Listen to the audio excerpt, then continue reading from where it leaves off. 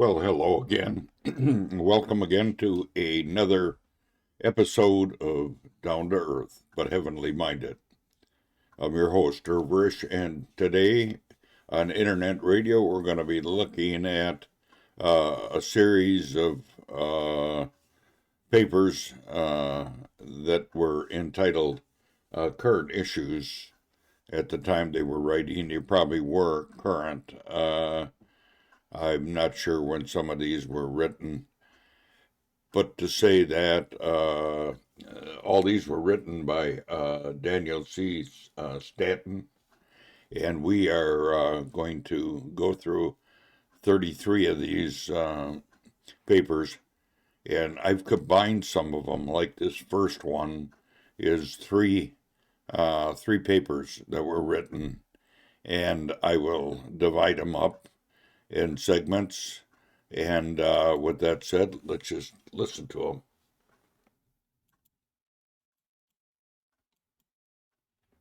Current Issues, A Few Thoughts on Revival, by Daniel C. Snaddon. Wilt thou not revive us again, thy people may rejoice in thee. Psalm 85 verse 6. Please note that it is not, will he, but with a clarion blast it rings out, will he not. In this regard keep this verse in mind, he that spared not his own son but delivered us up for us all, how shall he not with him also freely give us all things? The beginning of a divine movement is like the youth time of life. There is a freshness and buoyancy, an energy, an enthusiasm as we are swept along on the crest of the wave. Psalm 114 describes this blessed condition. When Israel came out of Egypt, the house of Jacob from a people of a strange language. The sea saw it and fled, Jordan was driven back. The mountains skipped like rams, and the little hills like lambs. The very rock was turned into standing water, and the flint into a fountain of water. The cause for all this rejoicing was because Judah was his sanctuary, and Israel his dominion. This was our experience when we first came to know the Lord. Joy unspeakable and full of glory. The lukewarm way the truth is being held today presents a sorrowful outlook for the future. God cannot bless when he is sick of the conduct of his people. It is in the midst of the years that revival is so much needed. Hab 3, the energy and the enthusiasm of youth has given place to the static conditions of middle age. The sails of service hang lifeless on the ringing. There is not a motion in the air, or a ripple on the surface of the vast ocean or sin. Our gallant vessel that started out so promisingly now lies becalmed. Oh, for a wind from the shores or eternity, oh, for a divine touch from the everlasting hills. Revive thy work in the midst of the years. God is able to revive us in the midst of declension, even though it thunders loud and long, even if there is trouble in the political or social spheres, in business, the family or church. Even though the waves and the sea are roaring, and men's hearts are failing them for fear, God is able to revive us. The Lord has said that he will heal their backsliding, not only blotting out their sin, but healing the wound it has made. Revival. Psalm 85 verses 4 to 6, Habakkuk 3 verses 1 and 2, 2 Chronicles 7 verse 14. How can revival come to an assembly? How revival can come to an assembly? We need revival, we need reviving. We need the power of God to bring us to life and make us productive. In assemblies we need the Spirit's power, Pentecostal power, to stir the dry bones and make them live. Generally speaking, we have the planet, machinery, and the potential, but we have little power. We need the power of the Holy Spirit to work in us as the individuals and corporately, to release the potential among us. What do we mean by revival? Revive, Webster. To live again. To return to a consciousness of life.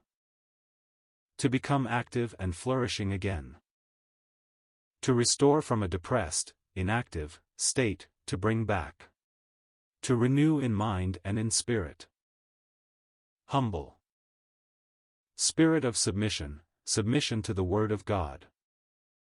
Archimedes said, "Give me a lever, and a place to rest it, and I will move the world." 500 years ago, a number of poor men were praying for liberty to read the Bible. On the spot where the prayer meetings were held stand the buildings of the British and Foreign Bible Society. Dr. J. Wilbur Chapman was once asked the secret of his power. He replied, "I find that I have power just in proportion as my soul is saturated through and through with the Word of God." Revival chapters Daniel 9, Ezra 9, Nehemiah 9. What do we mean by revival? To recover life and vigor. To return to consciousness. It refers to anything that has life which slowly ebbs away, sometimes even unto death, where there is no vitality, and then it revives. The word revival, when confirmed to believers, refers to believers in a poor spiritual state who are brought back to vitality and power. Nehemiah 9. Note the revival that took place following the reading of the Word of God. As the people heard it, they wept and mourned. They recognized how far short they had fallen from the standard God had set for them.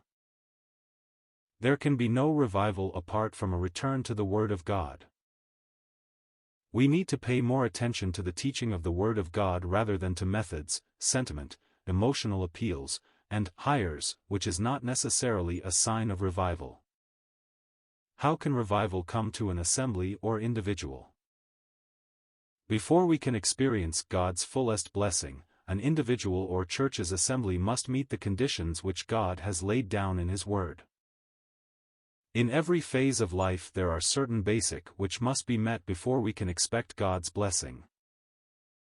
Among these basics there is honesty, integrity, purity. These in turn produce sterling and blameless Christian character which evokes the blessing of God.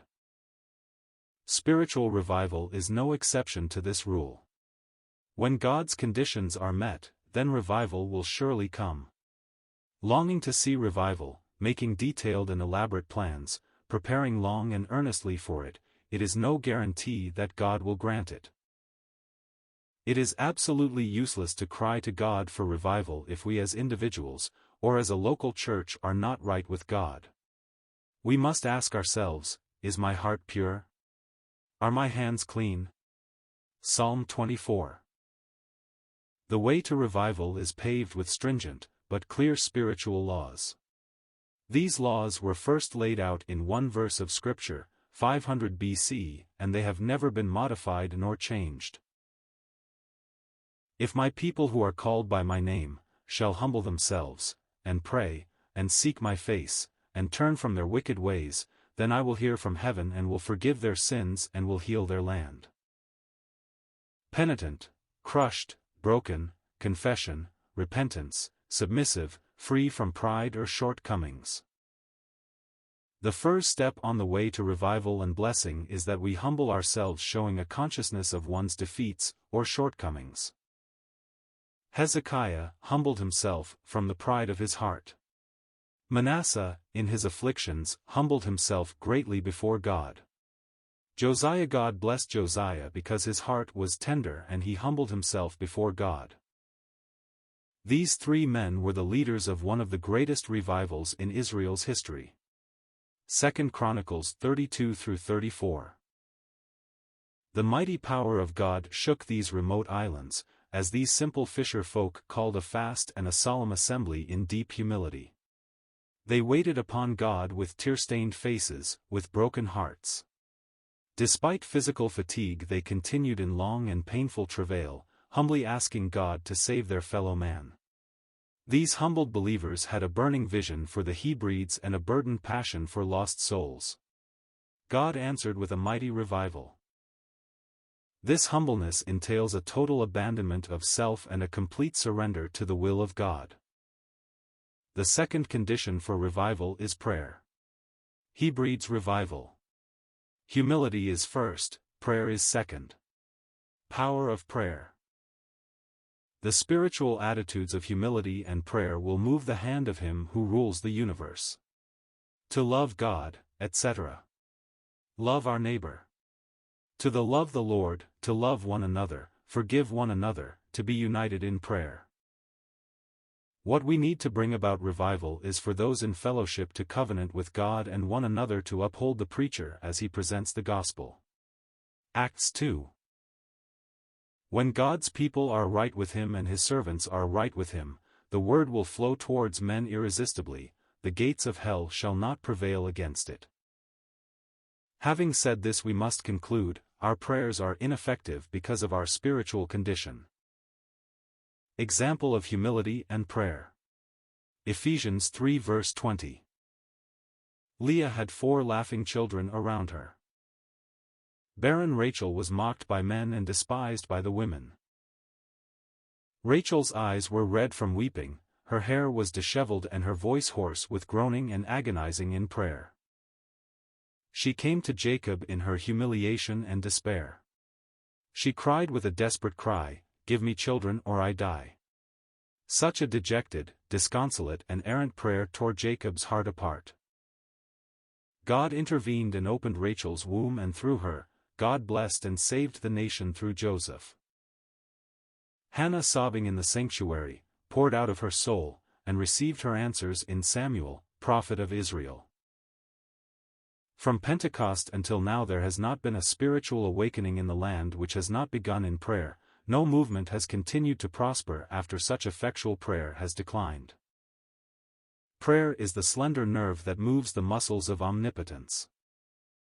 And seek my face. In the OT context, it was an unusual thing for anyone to see the august face of the king. There was a tremendous risk involved. Esther said, "If I perish, I perish." At Mordecai's insistence, Esther resolved to seek the face of King Ahasuerus. She called on all Jews to fast and pray for 3 days. Danger, potential. She broke through protocol and social codes, conventional. Because of the intense preparations and faith in God, she was received by the king and the Jewish nation was saved from extinction. She spoke with the king face to face. Power. POW experience. At Peniel, Jacob said, "I have seen God face to face." Whole night with God. This began the most fruitful part of Israel's life. Genesis 32 verse 30. Consider also Joshua as he contemplated the siege of Jericho. He met the captain of the Lord's hosts, face to face. Theophany. From this point God's blessings fell on Joshua and he was equipped and empowered to conquer all. Do we know the victory of breaking through the adversaries, overcoming all hindrances and finally arriving in the presence and looking on the face of God? Change and power. Isaiah saw him, Paul saw him, John saw him. There is blessing, victory, and purpose of life in seeing the King, the Lord of hosts.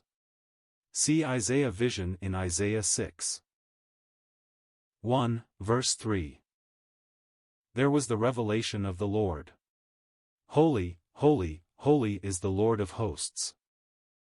2, verse 5. Because his eyes saw the Lord, Isaiah falls prostrate in utter humiliation, confessing his total unworthiness, unclean lips, living with a people whose lips were also unclean. 3, verse 6. The seraphim then came with a live coal from the fire on the altar and touched his lips, then he announced that Israel's iniquity was taken away, and his sin was purged. 7 Sanctification. Consecration, who will go for us?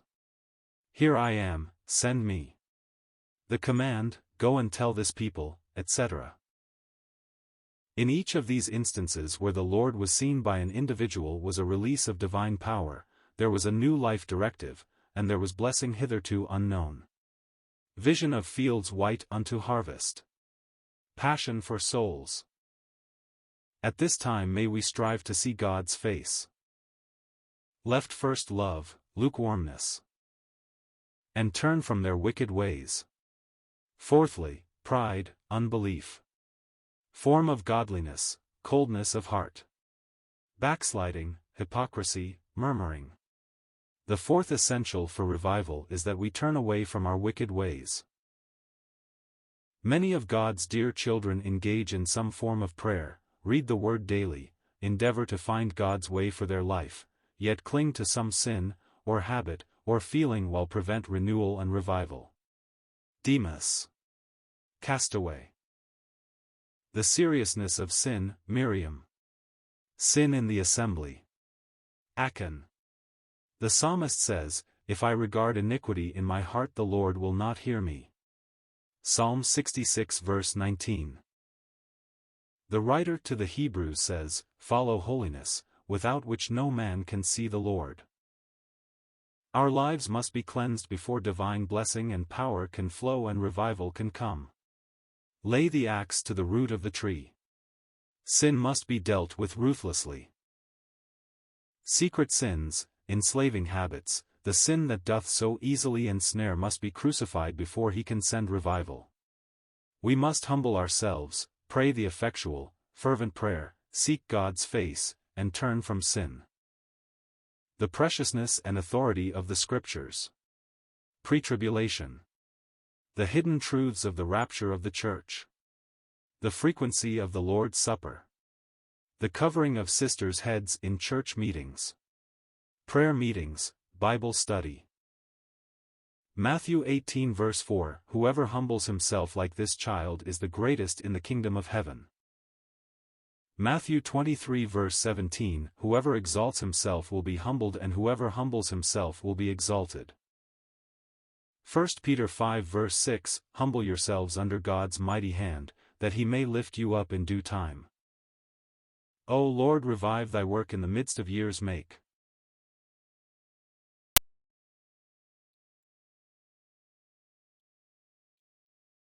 The end.